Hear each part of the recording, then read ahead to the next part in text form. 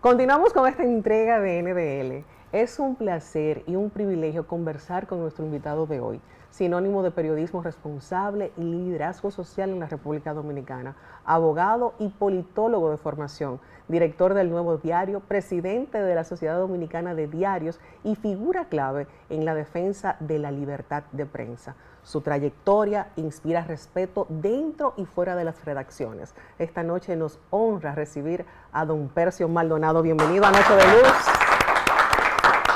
Luz, gracias, feliz de estar aquí contigo. Yo feliz y honrada de recibirte. Quiero comenzar agradeciéndote lo que haces por la comunicación y por el país en este sentido. Creo que todos tenemos un compromiso, realmente, lo que amamos este trabajo, tenemos un compromiso de pasión y de valores. Y lo hace muy bien. Muchas gracias. Bueno, yo voy a dar un paseo por toda su vida y su trayectoria. Nace en La Línea. Yo nací en Santiago de los Caballeros y me desarrollé en la línea noroeste, que es donde está mi casa familiar, en la Oaxaca, Guayubín, Montecristo, que es de donde es mi familia paterna. Mi madre es de La Isabela, Puerto Plata. Y bueno, ahí estudié mis primeros años hasta el 8º curso. Los primeros 4 en la Oaxaca, en mi comunidad, una pequeña comunidad. La escuela llegaba hasta 4 cursos. Una escuela pública, que era la única opción que teníamos en esa área. Después que terminé ahí, entonces me mandaron a Villa Elisa, que es la comunidad próxima que tenemos allá, en la que había que ir y venir todos los días, y ahí hice 5º y 6º.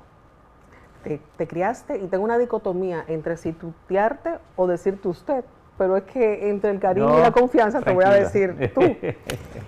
Te criaste con tus abuelos paternos. Con mis abuelos paternos. ¿Qué representó perder a destiempo a tu padre? Bueno, creo que un niño nunca tiene eso tan claro, pero evidentemente que fue un impacto real. Yo recuerdo incluso el golpe que mató a mi padre. ¿Fue un accidente? Y recuerdo el lugar donde yo estaba jugando, recuerdo, bueno, todo el drama de la muerte, del velatorio, y bueno, y después todo lo que eso implica. ¿Cómo te digo? Yo creo que esa circunstancia tan trágica y particular también me envolvió en un manto de protección familiar de los abuelos, de los tíos, de los hermanos, de todo. Que yo creo que, si tú me preguntas el efecto, yo te diría que tal vez tendría que hacer un estudio psicológico para andar descubriéndome en algún exorcismo, porque la verdad es que entonces me cubrieron como de ese manto. Yo era sobreprotegieron. El primer hijo de él. Era el único con mi madre. Entonces, ¿cómo te digo? Tuve unos abuelos que lo dieron todo.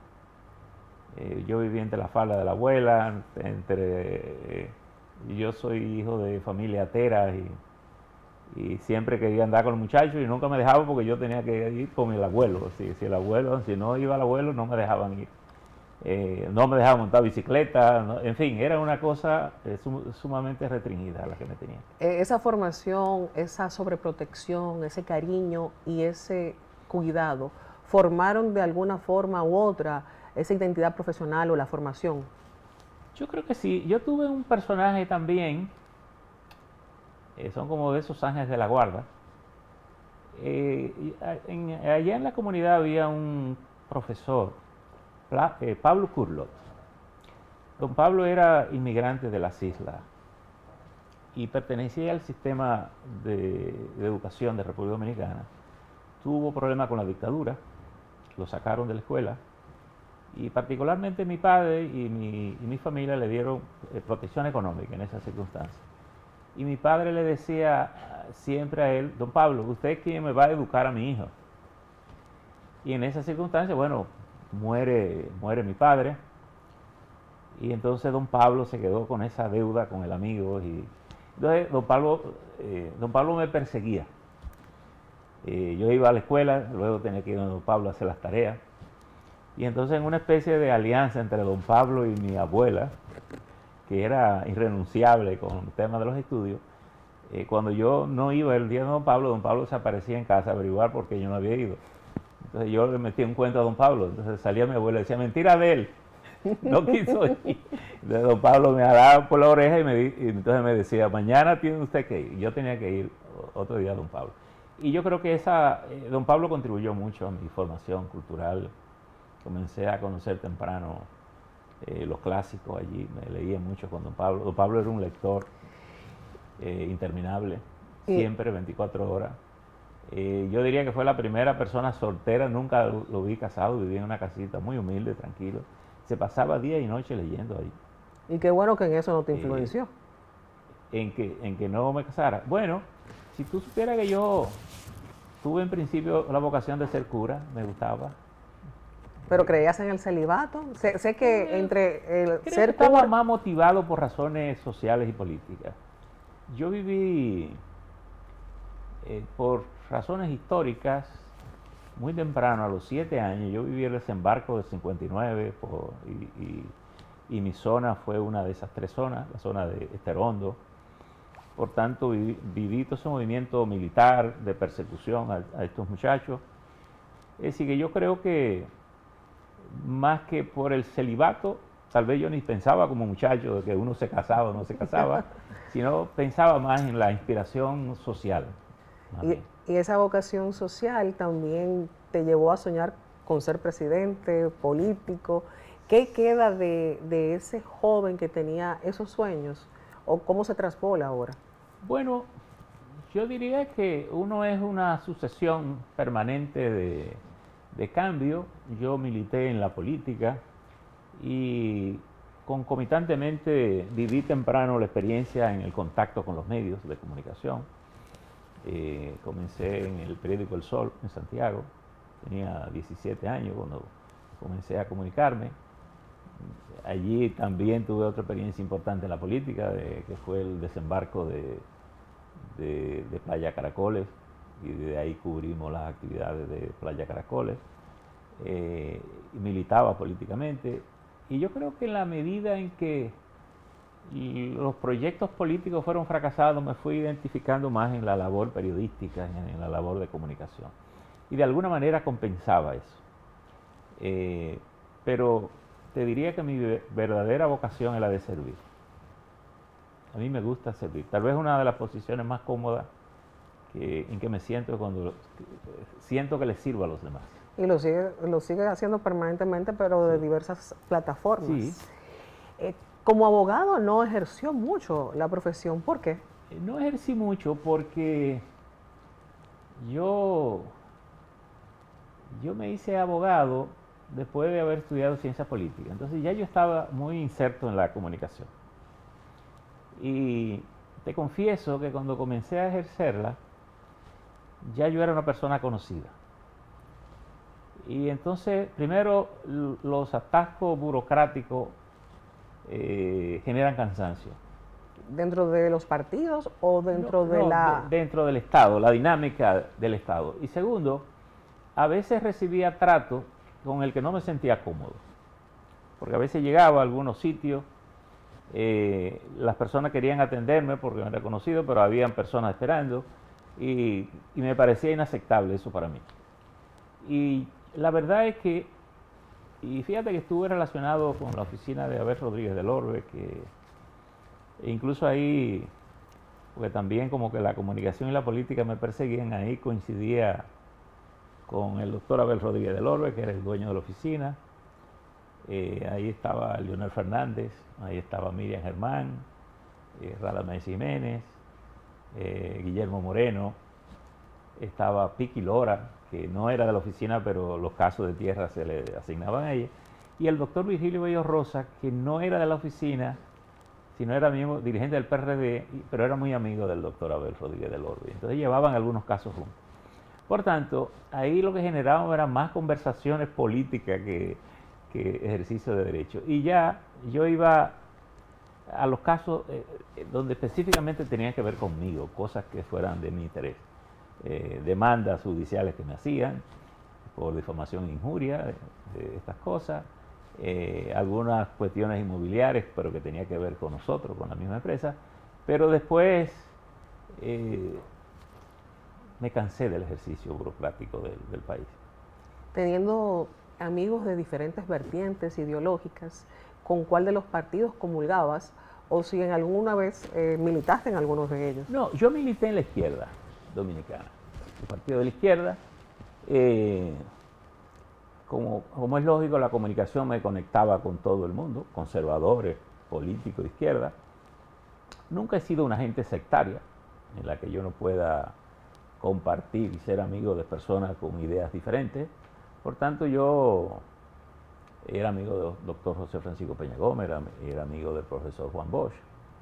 Incluso con el profesor Juan Bosch tenía una relación muy particular porque mi abuelo y su papá tuvieron hijos con una misma señora. Entonces yo tenía dos tíos que eran hermanos de una hermana de Bosch. Entonces eso pues bueno, creaba una relación bastante.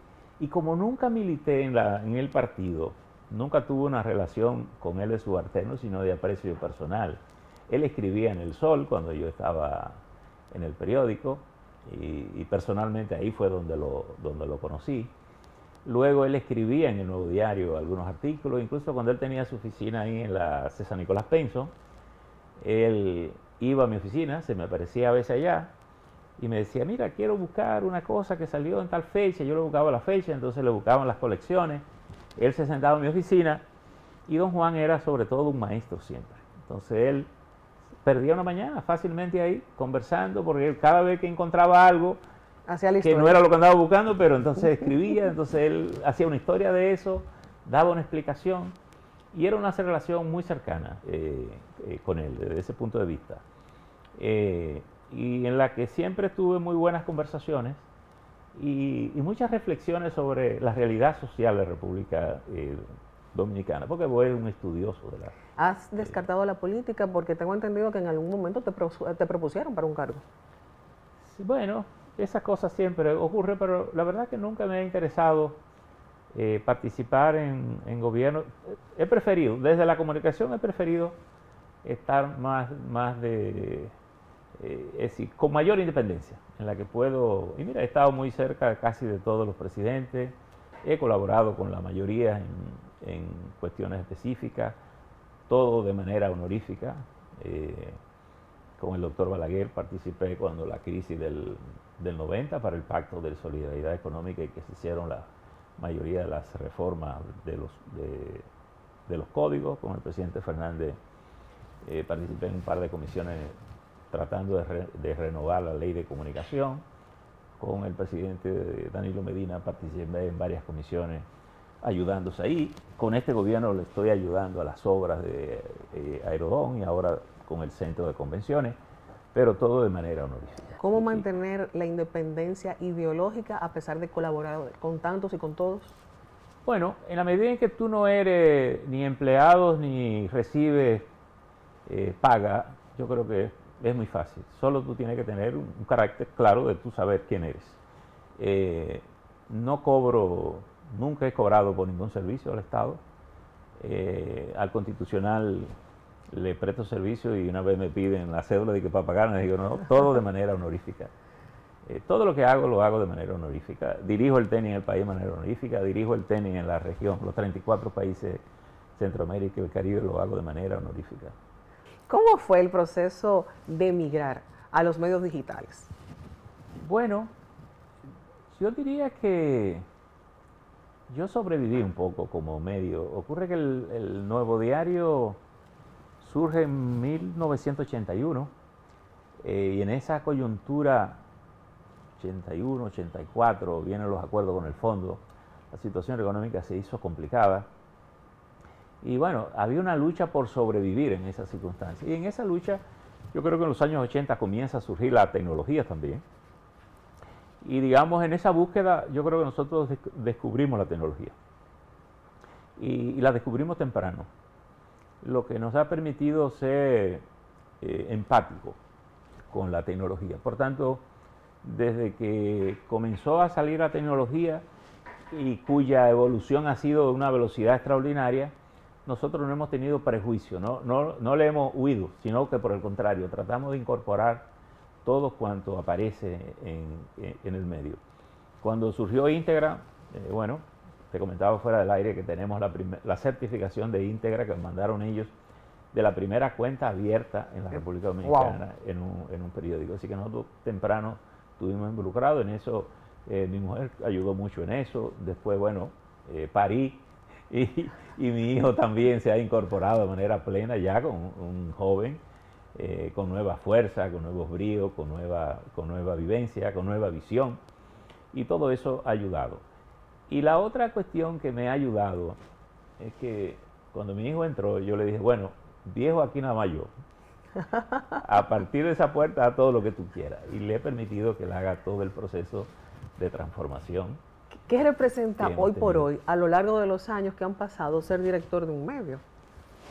Bueno, yo creo que uno, aparte de lo que es la tarea cotidiana de informar, y por cierto, el 28 de este mes se dio el Día Mundial de las Noticias, se celebra el Día Mundial de la Noticia, y el ejercicio del periodismo obliga a noticias veraces, verdaderas, verificadas, y yo creo que ese es el esfuerzo cotidiano que uno hace, y ese es el servicio que todos los que hacemos comunicación hacemos, aunque a veces uno no pueda de manera particular medir la magnitud de ese trabajo, pero yo creo que la sumatoria de todo lo que hacemos es lo que hace, es lo que crea un ambiente de libertad, de seguridad.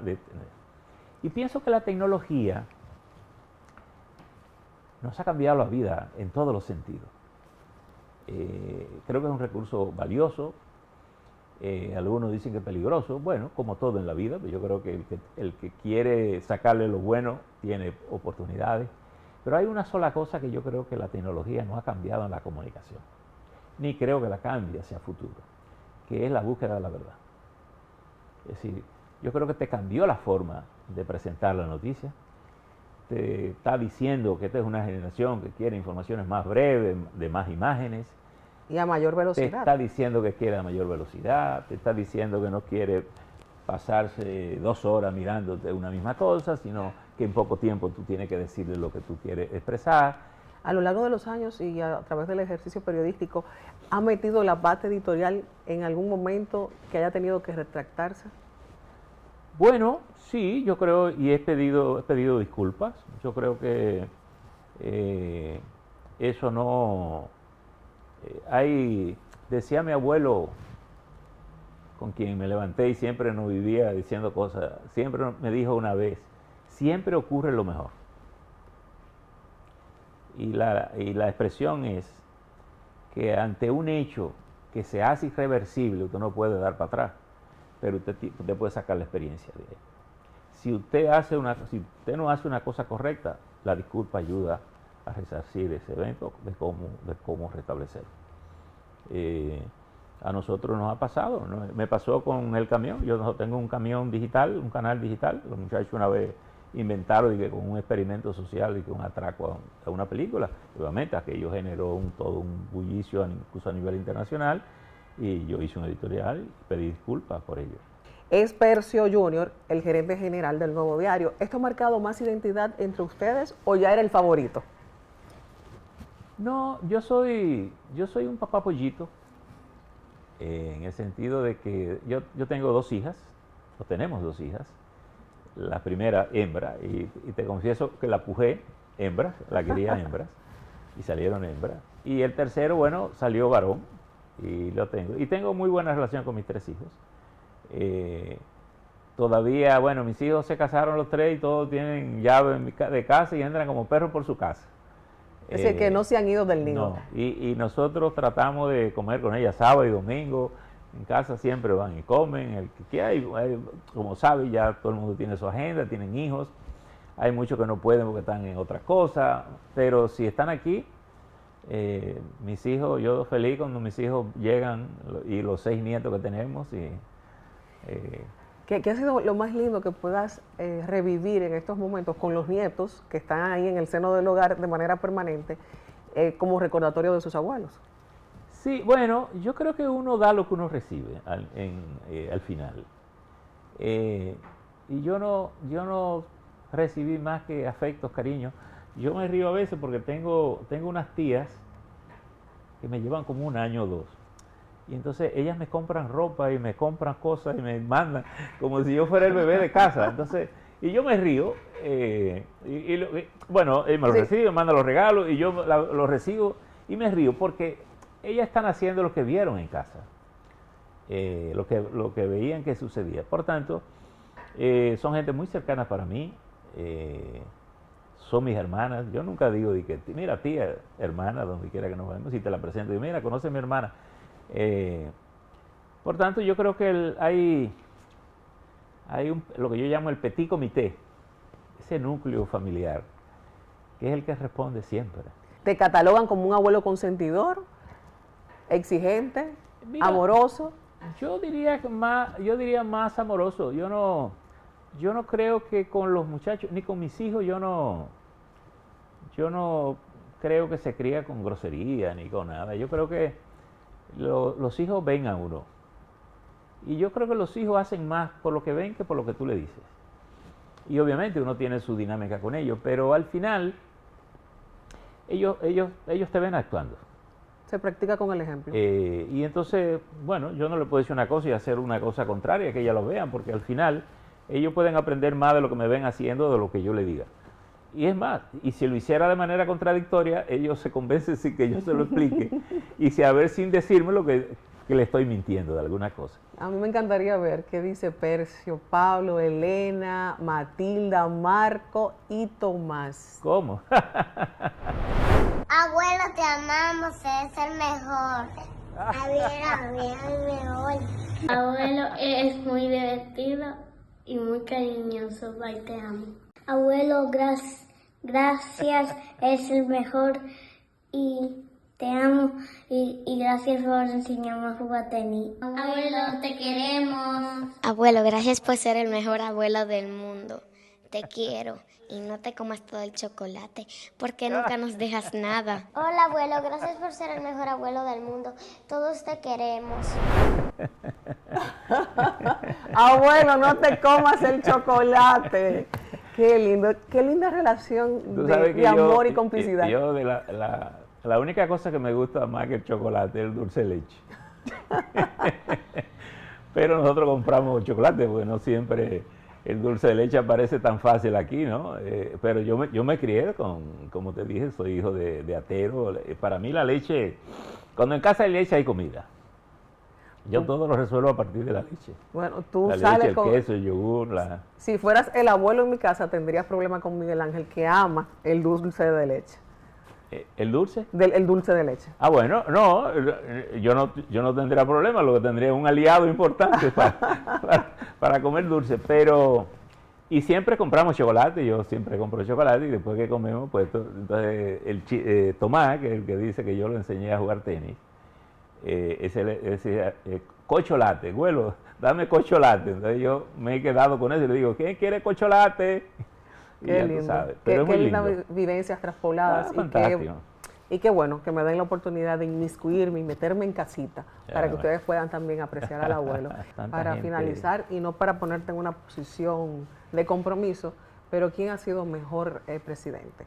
¿Danilo o el presidente Abinader? Mira, yo nunca creo que un presidente pretende hacerlo mal. Yo creo que los presidentes cometen errores importantes. Y yo con el presidente Danilo Medina, que creo que hizo montones de cosas buenas, sin embargo creo que cometió pecado importante con el tema de la corrupción. A pesar de que hizo un esfuerzo con las veedurías, inició las veedurías, de hecho yo fui parte de la comisión que redactó el reglamento de las veedurías, se hizo incluso en mi oficina. Pero siento que él soltó eso después y desgraciadamente se dejó dañar un gobierno que pudo haber tenido otro carácter. Creo que el presidente Luis Abinader puede terminar siendo víctima de la misma situación. Y me llama la atención que no haya un control preventivo y que sea tan fácil. sustraer los recursos públicos. Y yo no creo que cuando se maneja tantos recursos, esos recursos los podemos estar descubriendo años después porque alguien se robó una cosa. Esos procesos tienen que llevar a auditorías permanentes. Y yo digo, ¿por qué reforzamos tanto al Ministerio Público? ¿Para andar correteando ladrones? ¿Por qué no establecemos los controles rigurosos para evitar que se roben? Es un cuestionamiento que le tengo a todos los presidentes que he conocido acá.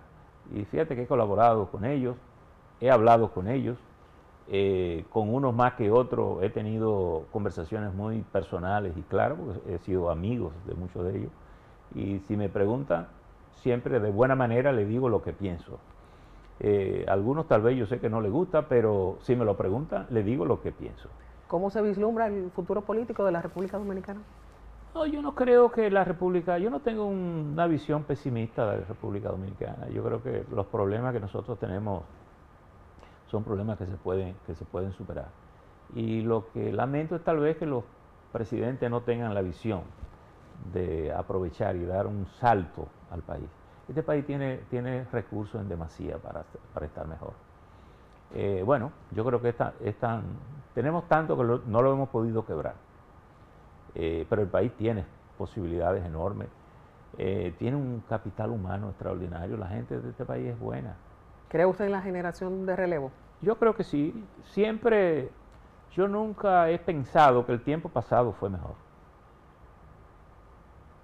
ni aquí ni en el mundo.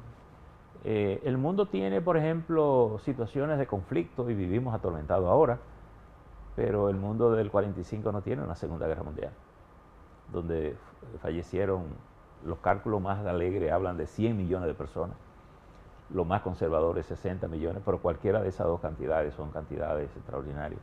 Y yo digo, y no hemos contado los caballos, porque en los caballos era lo que se transportaban los cohetes y los lanzallamas. Y los caballos no son inmunes, no eran inmunes a los bombardeos de los aviones. Es decir, que yo creo que ahí hubo una tragedia humana que el mundo de hoy posiblemente no la resistiría. Don Percio, gracias por acompañarnos en esta entrega tan especial y sobre todo aleccionadora. He aquí una humilde alumna, así que me uno para ser parte del magisterio suyo. No, yo gracias a ti por esta invitación y por esta sorpresa, ¿verdad? que no sabía que había escalvado eso a estos 6 ciudadanos nuevos, ¿verdad? Que me hacen felices. Le estoy mandando chocolate a todos ustedes. Sí. Si se lo comió el abuelo, no llegó. No llegó. Y decirte, sigue haciendo tu trabajo. Amén. Gracias. Y confía en el país. Yo creo que hay que confiar en este país. La esperanza nunca la pierde. Sí, así es. Señores, no se muevan porque enseguida regresamos con mucho más de esta entrega de NBN.